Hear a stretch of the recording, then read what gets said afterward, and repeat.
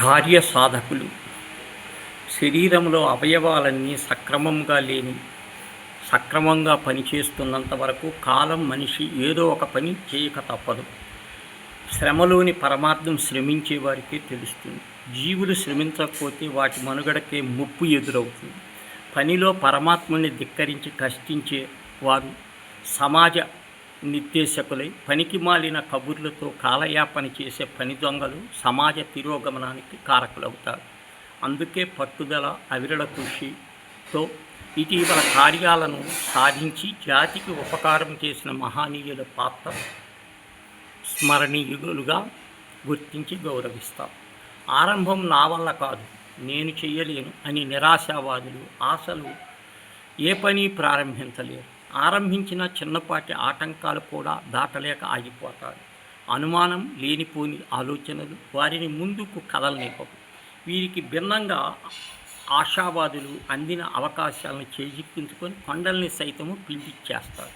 పట్టుదల, ప్రయత్నము బలంగా ఉంటే ఫలితం నీ అరచేతిలోనే ఉందంటారు అరవిందులు. కర్తవ్యాన్ని చిత్తశుద్ధితో ఆచరిస్తే నిన్ను నేను నడిపిస్తానంటాడు గీతలో పరమాత్మ. ఏ కార్యాన్ని సాధించాలన్నా ఆత్మస్థైర్యం అత్యవసరం. దానికి తోడు ప్రణాళికాబద్ధమైన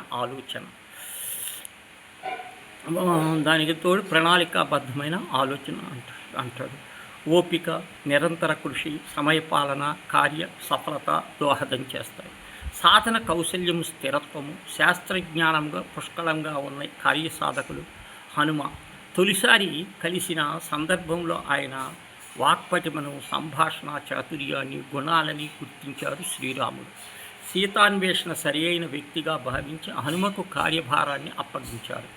దూత సమర్థతకు హనుమ నిలువెత్తు నిదర్శనం.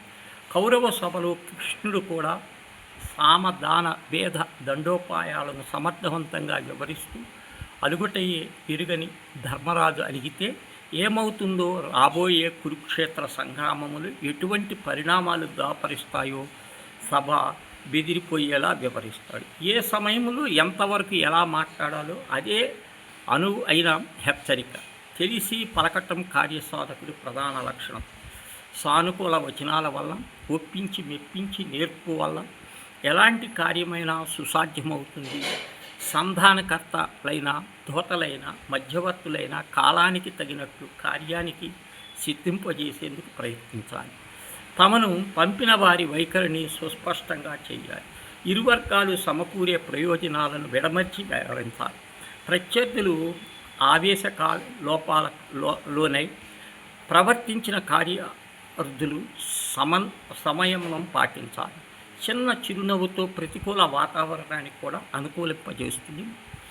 మరిచిపోకూడదు. స్థిరచిత్తం లేనివారు, ఆవేశపరులు, పిరికివాళ్ళు, అర్ధరహిత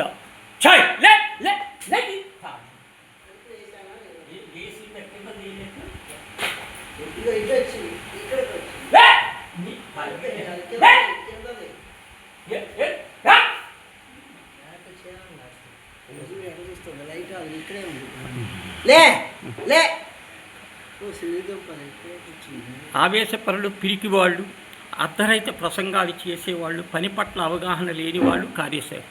ఆలోచనాపరులు ఓర్పుగా, వినయంగా ఉండేవారు. కష్టపరులు బెదరకుండా లక్ష్యం వైపు ప్రయాణించేవారు కార్యసాధనలో విజయం సాధించగలరు. మధ్యవర్తిత్వం అద్భుతమైన ఒక కళ. దాన్ని అందంగా నిర్వహిస్తే ఎలాంటి కష్టమైన పని అయినా సులువుగా, సరళంగా పరిష్కారం అవుతుంది.